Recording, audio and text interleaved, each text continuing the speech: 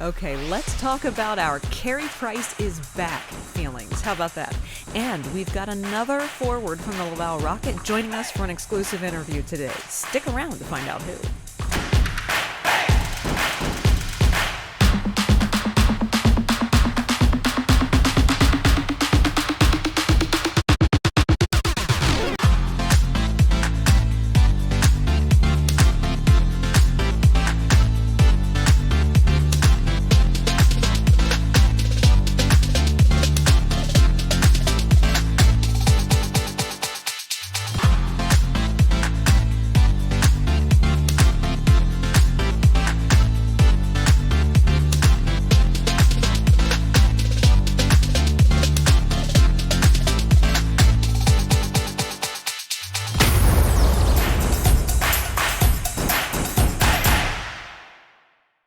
Hey there, so glad to see you today. Welcome back to another episode of Habs Hockey Report, right here on All Habs Hockey Magazine, part of Rocket Sports Media. We're so glad you're back with us this week. We've got a great show in store for you today.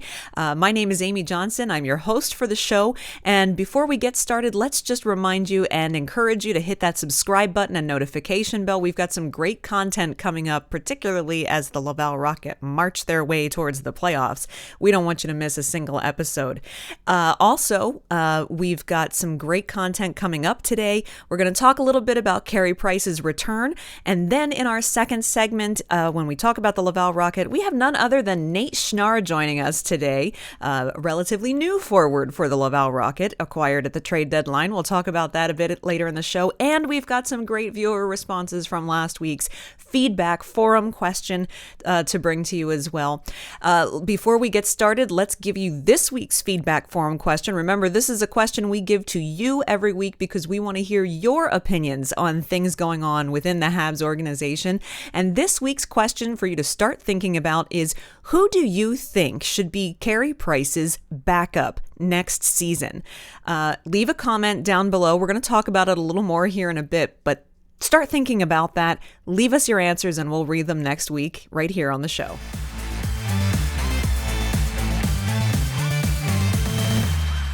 Well, really, despite anything that happened on the ice, wins, losses, who scored, who didn't, the headline for this past week for the Montreal Canadiens was Carey Price's return, his season debut. It was a really emotional moment last week when he made his debut on home ice against the New York Islanders. It was so heartwarming to see the outpouring of support from the fans chanting his name in the Bell Center more than once. I think, were very happy to see him. His teammates were so happy to see him. Loved, Brendan Gallagher just had a really genuine smile on his face watching Carey take the ice for warm-ups. Nick Suzuki sporting some pretty fun Carey Price socks on the way in to the Bell Center that night. And you just heard teammate after teammate, Paul Byron, Josh Anderson, all of them talk about what a presence Carey Price is, how important he is to that dressing room, how important he is to the team. And you saw it with how they played. No, they didn't win both of the nights that Carey Price had started in this past week. But even Martin St. Louis could not help but to admit that his team played differently and played better in front of him. It's a huge difference, and it's one of those intangible things that when we analyze games, when we analyze defense cores, when we analyze goaltenders, it's hard to put it into tangible forms to talk about what an effect a goaltender can have on the team in front of him. And it can be either for good or for bad. And with Carey Price, you see a marked difference with how confident and comfortable the team in front of him is, knowing that he's literally got their back in the crease. They're more comfortable. They take some more chances because they know Carey can bail them out if need be. And they're just so much more calm knowing that they've got someone who is a future Hall of Famer sitting back there in the blue paint, just waiting to help them. And would like to see some more goal support for him, that's for sure. But I think it's been pretty fun to even see how defensive the entire team has been with Carey Price. I mean, if anyone even so much on the opposition dares to take a breath towards the blue paint, you see all the guys right there, right in their faces, pushing them away. Don't touch my goaltender. Stay away from my goaltender. That's a natural thing for any team to do. They don't like, they're very defensive of their netminders, but it's been a little different with Carey Price back in net. You've seen Alexander Romanov get pretty physical with guys who dared to try to come anywhere near him or try to take an extra shot on a loose puck when Carey's trying to cover it up. It's just been really wonderful to see. I think for me, the other part of it that's just been great is just getting to watch him be a dad, which has it's a little different, with Angela and the kids, Olivia and Millie and Lincoln all down there by the ice. He's spending a lot more time kind of connecting with them during warm-ups and during the game. I mean, they're always there for warm-ups, but you've seen a lot of videos circulating of him coming over and having little conversations with the kids, since they're sitting down near the Zamboni tunnel.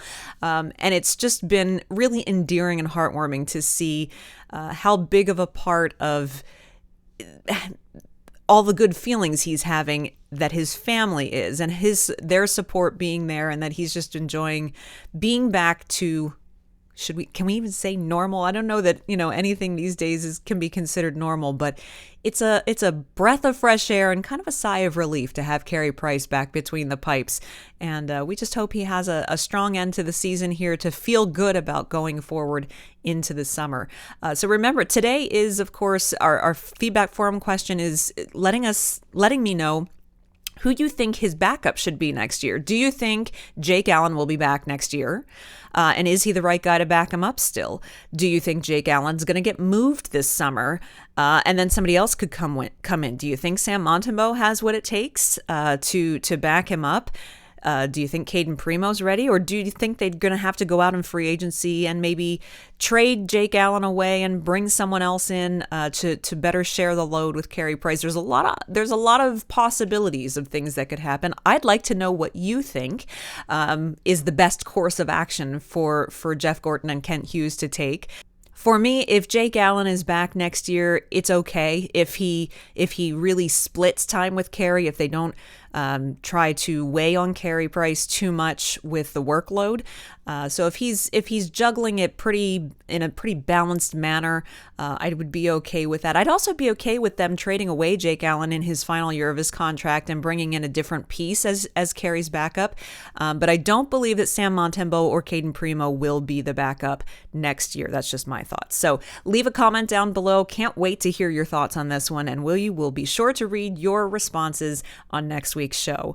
The only other real big notes is that Raphael Harvey-Pinard is going to make his Bell Center debut with the Habs tonight. He was called up with Paul Byron going out with injury. Raphael Harvey-Pinard was recalled from the Laval Rocket. A bit of a loss for the Rocket as they're trying to finish up their playoff push, but an opportunity for Harvey-Pinard to show what he's got. He certainly has a scoring touch in the AHL. So far this season, in just 64 games played, he has 19 goals and 32 assists. So we'll see how well, once again, that translates into the NHL game. It's a great way for management and the coaches just to take a look at one of the leading scorers in the AHL for the organization and see how his game is transitioning to the NHL before heading into the summer. And so be sure you're following @AllHabs on Twitter. That's where you'll find game previews, game recaps, and full game coverage of all the Canadiens games coming up this week. They've got Philadelphia, they've got Boston, they've got Ottawa. So you don't want to miss a minute of the action. Follow @AllHabs on Twitter.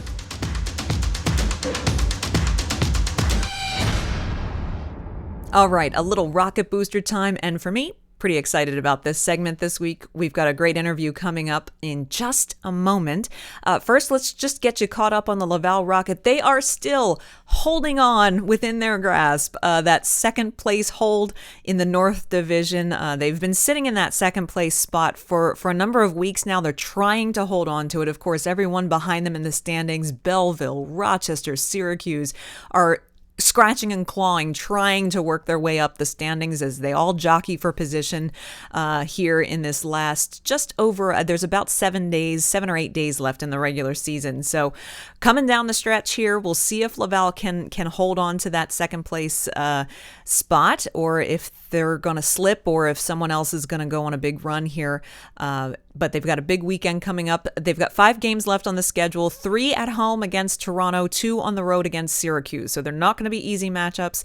You can bet over at ahlreport.com. We'll have all the game recaps for you, keeping you apprised of how all that shakes out. And of course, follow us on Twitter at the AHL Report. But now, however, you remember at the trade deadline, Andrew Hammond was traded away to New Jersey. It was a great move by Kent Hughes to, say thank you to Andrew Hammond for coming in a pinch when there was some goaltending issues with injuries and so forth, and he did a serviceable job, and so traded Andrew Hammond to New Jersey to give him another opportunity to continue playing in the NHL after a few years not playing at the National Hockey League level. And in return for Andrew Hammond, the Montreal Canadiens acquired Nate Schnarr, 23-year-old centerman who has been, of course, prior to that, was playing with the Utica Comets, the Devils' AHL affiliate, and now plays with the Laval Rocket. And Nate Schnarr, you might not know a ton about him as a Montreal Canadiens fan, but this is a guy who, in his final season with the Guelph Storm, put up 34 goals and 68 assists in the regular season. Yes, 34 goals and 68 assists in the regular season, and then went on in the playoffs that year to put up another 8 goals and 11 assists. And this year, he's having his best season yet as a professional hockey player. Between his play in Utica and Laval, he is currently 16-6 on the season, 16 goals and 6 assists, and he's going to be a big piece of the puzzle going forward here as Laval tries to lock up that playoff spot, and could be an interesting prospect to take a look at for the Habs down the road as a potential call-up. He's got plenty of upside. So without further ado, let's welcome Nate Schnarr to Habs Hockey Report. Well, this week here on Habs Hockey Report, I am very happy to welcome another special guest to the show, a newer forward joining the Laval Rocket this year after the trade deadline, and that would be Nate Schnarr. Nate, thanks for joining us and welcome to the show. Yeah, thanks for having me. So it's been a couple of weeks now. Have you had a little bit of a chance to settle into your new digs in Laval? A little bit. Unfortunately, we were on the road for a little bit there. We had a little road trip to Manitoba and Vancouver, so I wasn't here for too long. But I'm still been working on my French and settling in here, so it's been good. So you're working on the French. How's that coming along? Yeah, it's everyone here would claim I'm still a little rusty, but I'm on an 11-day streak on my Duolingo, so I think that's a good start. Better than I've been, so that's a good indication. Yeah. I know I asked you this on your very first media availability when you joined the Rocket, but I'm going to ask you this question again because I think it's coaches talk all the time about how important a player's self-assessment is, and I also think is a great way for fans to get to know newer players. So if you were, let's say you were a scout and you were scouting yourself, how would you describe yourself as a player? I think I'm a really strong 200-foot center. I like to play both sides of the puck. So being responsible in my defensive end allows me to shut down other top lines, but then also creating offense in the offensive zone and taking advantage when I get chances. So I think it's just being very trustworthy out there. Being strong on both sides of the puck's really important to me. And how have you felt your transition from Utica into Laval has been so far? I think it's been awesome. I think we've had a lot of team success so far. Personally, I think I've played some really good hockey games here. Hopefully the points keep coming, but the most important thing is that the team keeps winning because we're in a really tight playoff race, and that's the main thing on our minds right now. I'm actually going to take you back a little bit now. You've been a part of some pretty special teams throughout your career, particularly when you were in Guelph. You spent a good amount of time in Guelph, culminating in your final year there, a Memorial Cup run and championship. Can you talk a bit, just describe what that experience was like? I mean, not only were you on some pretty tremendous Guelph teams the years that you were there, but you yourself had some really significant career years in junior those years. What was that whole experience like? Well, we didn't win the Memorial Cup, Oh, unfortunately. sorry. No, Yes. it's all good. I point that out because there's a couple teammates here in Laval that make that quite evident every day. That's right. That's right. TCL and HP and a couple guys let me know that we didn't quite make it as far as they did. But That's right.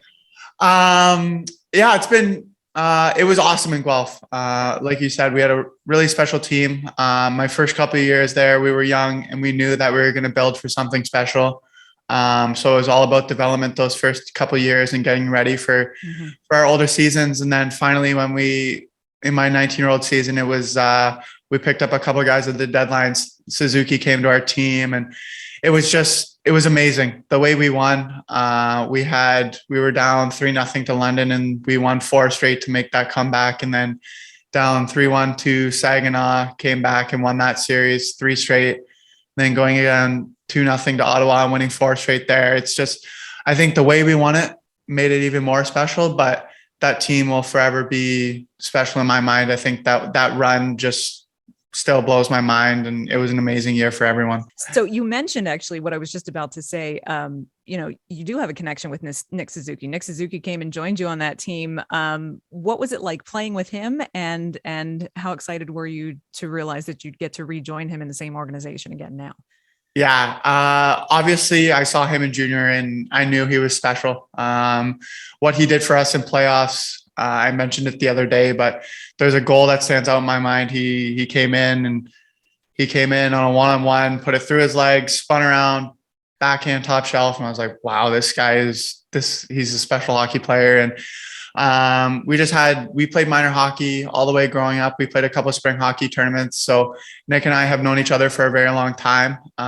So when I got traded to Montreal, I reached out right away and he shot me a FaceTime call and I'm very happy to be joining him back in Montreal. It's awesome.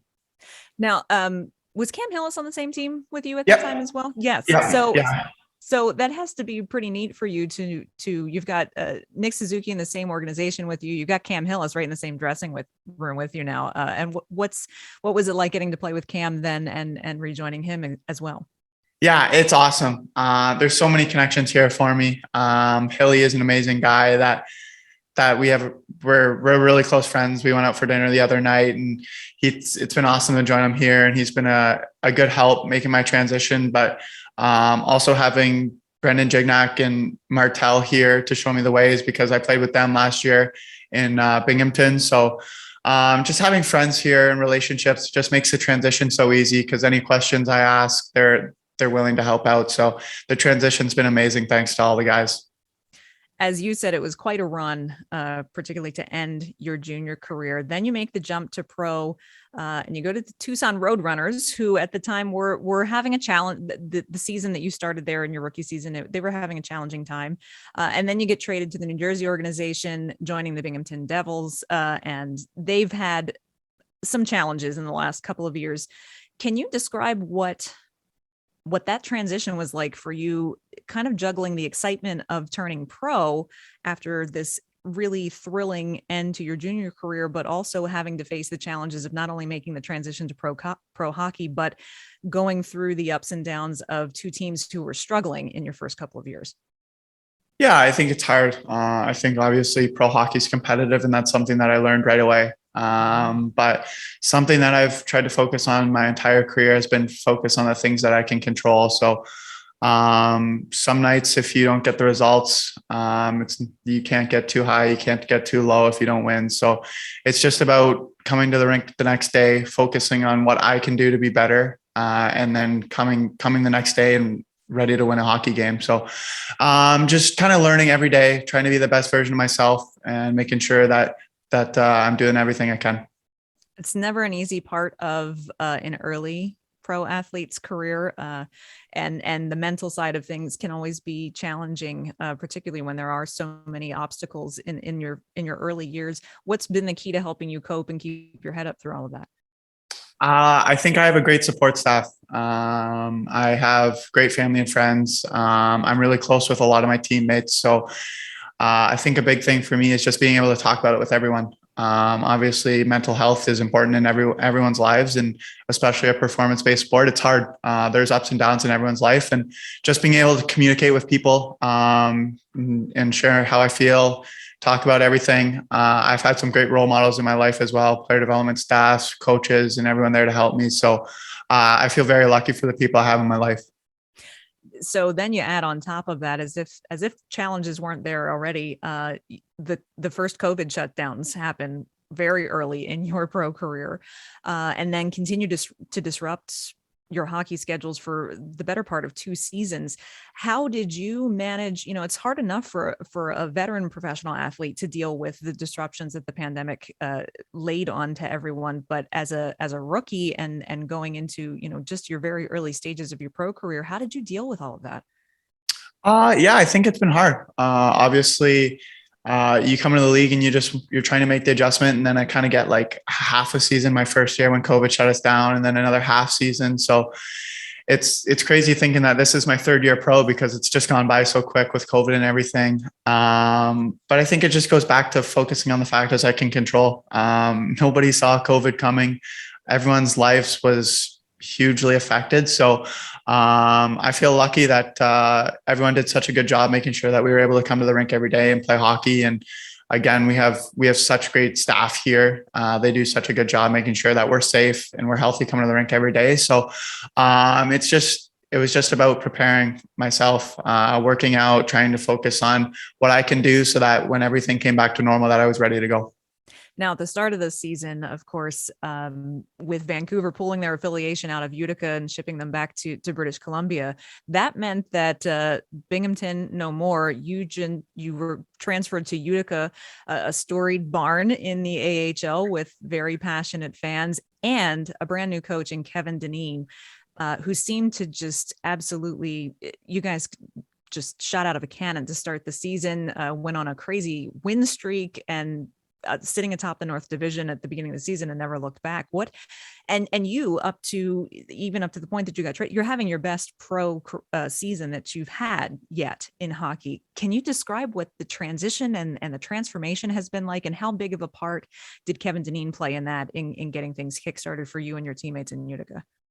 Yeah, I think he was huge. I think he did a really good job making sure that we felt like a team. The first week in hockey, or the first week of camp, we had a good team bonding event up at his lake house, and it was a really special time, just bonding with everyone. And then obviously going on that win streak just bonds you that much more. And I think you become so close with everyone. So that's really important for every team. But he played a big part in everyone's success there.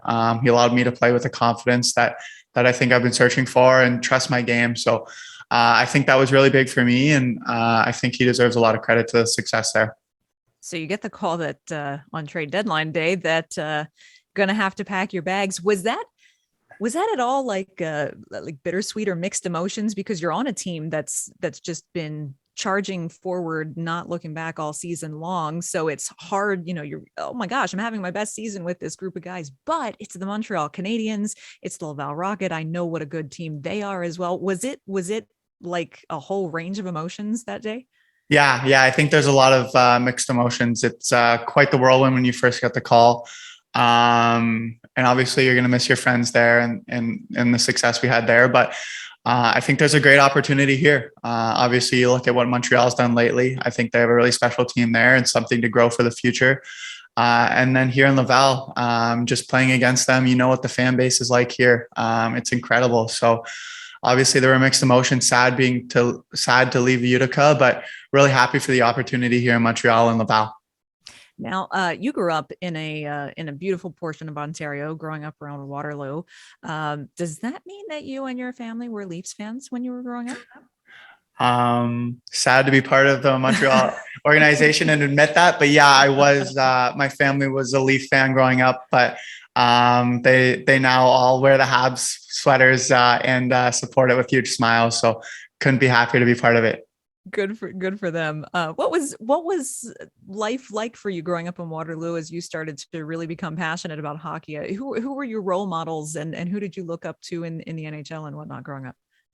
Um, I think just being a Canadian kid, I looked up to all the big guys who played for Team Canada. So I think it was Jonathan Taves. I tried to resemble my game off his. He's a strong, reliable 200-foot center that we talked about earlier. So that was a really good role model for myself. And then Sidney Crosby. I think back to that golden goal and all the memories that he had for Team Canada. But kind of those reliable 200-foot centers are the guys that I try to model myself after. Mark Scheifele is another guy that I skate with in the summers from Kitchener. So another guy that I look up to, and all those guys. As far as your game is concerned, we've mentioned that this season has been your best pro season yet. And I know, like, I'm guesstimating here that you would probably tell me that there's plenty of things that you're still working on in your game. You're a young guy, you're only 23, so you've got a lot of development still ahead of you. But do you feel like that there's a good potential with what you can bring to a team to get an NHL call up sooner rather than later, to show off what you can do? And if so, how do you feel that you could really contribute at that level? Yeah, I think that's everyone's goal here, is to get that call up. So I just have to prove that I'm worthy of it. And like you said, there's still development in my game, and I know that there's room to grow, but I think the trajectory is just up and up. If you look at where I was from my first year compared to where I am now, I think there's room to grow and hopefully just keep going up. But I just want to prove to Montreal that I can play whatever role they need. If they need someone to mix in a little bit of offense, I think I have that in my game. But if they need a third or fourth line strong centerman, I think I can also do that. So just trying to prove to them that I'm versatile in all the roles that they need, and prove to them that I do deserve that call up. Well, we're hoping for your sake that happens sooner rather than later. We certainly will be rooting for you when that does happen, because there certainly is plenty of potential and upside in your game. So for now, Laval, we talked about this, that the standings are very, very tight in the North Division. If Laval is able to hold on to it and get into the playoffs, how deep you're in that locker room, you know what the chemistry is like, you know what the talent is like. How deep do you really feel this team could go into the postseason? All the way. Obviously, I was part of the success in Utica, and now I come to this group, and how tight the group is in this locker room blows me away. We have an amazing leadership group here. We have amazing staff. It truly blows me away what we have in this locker room. I think we have the group to do something special. And I think if we set ourselves up for success in playoffs, that we can really do something here in Laval. Well, that is very well said. And I know that fans all over the place are hoping that you get to prove all of them right with that. And we're going to be very excited to watch you guys go through the postseason. Thank you, Nate, for taking some time out. Welcome again to Laval. We're glad that you're settling in so well. We appreciate you being here on Habs Hockey Report, and we'll have you back again soon. Awesome. Sounds like a plan. Thank you. Had a lot of fun talking with Nate in this interview, and we wish him and the entire Laval Rocket team so much success and the best of luck coming down the stretch here. We know that they're going to do a great job and do everything they can to really impress the fans going into the playoffs. So best of luck, and thanks so much for coming on to the show, Nate. We'll be sure to have you back again soon.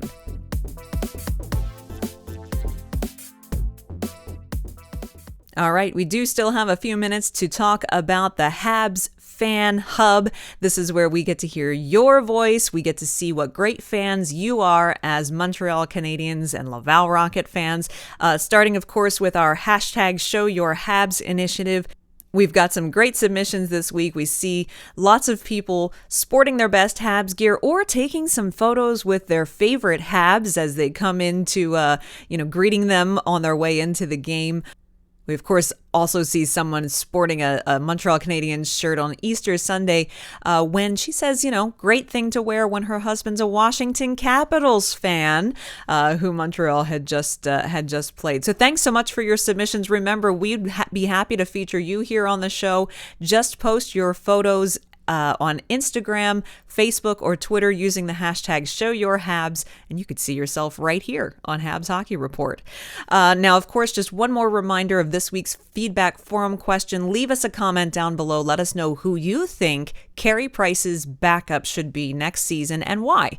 Love to hear from you. Love to hear your responses. We'll read them next week on the show. Of course, you'll remember last week, the question for you was, should Martin St. Louis have the interim tag removed from his title, and should he be offered the next permanent head coaching position for the Montreal Canadiens? And of course, we had all sorts of opinions come in about that. We've got some great things here. First and foremost, our dear friend Jim Snedden chimed in. He said, "Great show, Amy. I'd like to see Marty back as the head coach. With a young team, he seems to be a great fit. We've seen the improvement in Caulfield, Romanoff, and Suzuki's game. Barron and Harris allowed to learn and grow from their mistakes.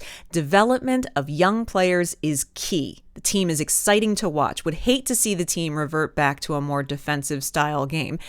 Jim, as always, a well thought out and well written response, and we thank you for your comment. And I agree with the point that you're making of development of young players being key. It really is great to see the young guys getting ice time, getting some leeway to make mistakes and then learn from them, and not fearing, what's going to happen if I make a mistake. Am I going to get benched? Am I going to get sent down? Am I going to be a healthy scratch? So I do agree with you there. So thank you very much for your comment there. We have our friend Dino who wrote in and said, "Does Coach St. Louis return? Logic says no. Loyalty says maybe, but maybe in another role. Maybe join his buddy Vincent Lecavalier as a special consultant to the team. We'll see what happens. Got to put our trust in Jeff and Kente." Dino, thank you very much for your comment as well. That's an interesting thought, is that, sure, Marty St. Louis could be back next season, but would he be better suited in a different role within the organization so that he can still inject all of that energy and inspiration that he's obviously doing right now, but do it in a different manner? So that's an interesting thought as to a way that St. Louis could still be back with the organization, but perhaps in a different way and not as head coach. Finally, we have Michael Spinella writing in saying MSL shouldn't be back as a head coach next season. This team, although they've played better with him on the bench, needs defensive structure. Having fun is great, but you also need proper systems. Thank you, Michael, for your comment as well. It's interesting. All three of our comments this week, completely different ends of the spectrum. We had, yes, absolutely, keep him. We have, keep him in the organization, but move him to a different role. And then we have Michael Spinella saying, nope, it's been fun, but fun isn't going to win you a Stanley Cup. We need some structure. We need some defensive systems. So very interesting. And thank you to all three of you for your responses. Always love to hear from our viewers and fans. So keep those comments coming in. Speaking of things coming in, don't forget to send us in your mailbag questions. The All Habs mailbag is always open. If you've got questions about the Montreal Canadiens, the Laval Rocket, prospects, anything like that, drop a comment down below. Send us your questions. We'll put them in the All Habs mailbag, and we will answer them on a future episode of Habs Hockey Report. And, if you like today's interview with Nate Schnarr, I think we all did. He was a great interview, a fun conversation. If you liked that interview, then you probably also would like the interview we did just a couple of weeks ago with Jesse Ylönen. You can watch that right here and be on the lookout for more great interviews right here on Habs Hockey Report.